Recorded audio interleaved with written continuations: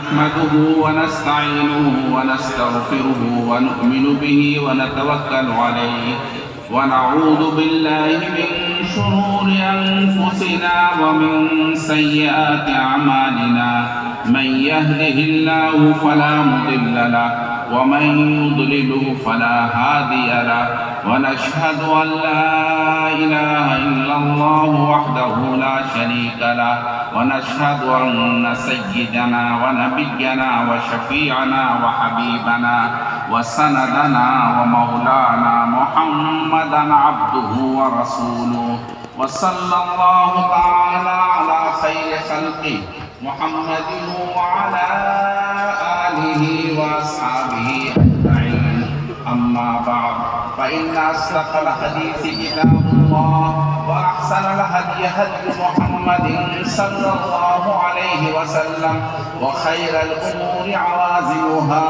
وشر الأمور محدثاتها وكل محدثة بدعة وكل بدعة ضلالة وكل ضلالة في النار.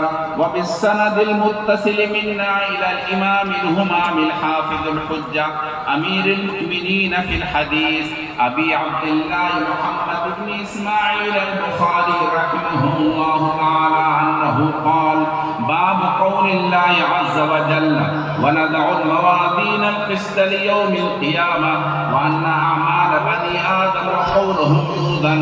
وقال مجاهد: القسطاس والعدل بالرومية، ويقال القسط مصدر مقسط وهو العادل، وأما القاسط فهو الجائر.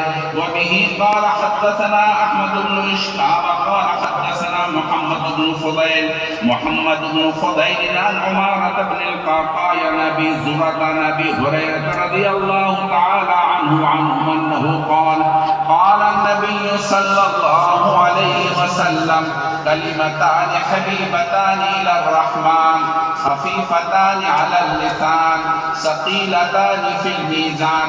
अगला जुमला सब पढ़िए मेरे साथ।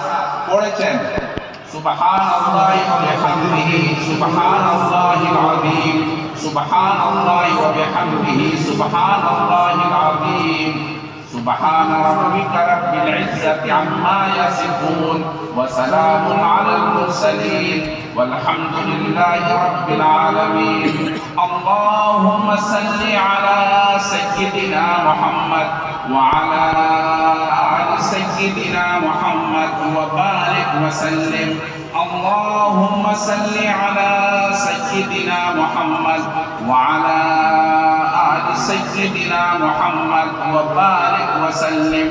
اللهم صل على سيدنا محمد وعلى آل سيدنا محمد وبارك وسلم.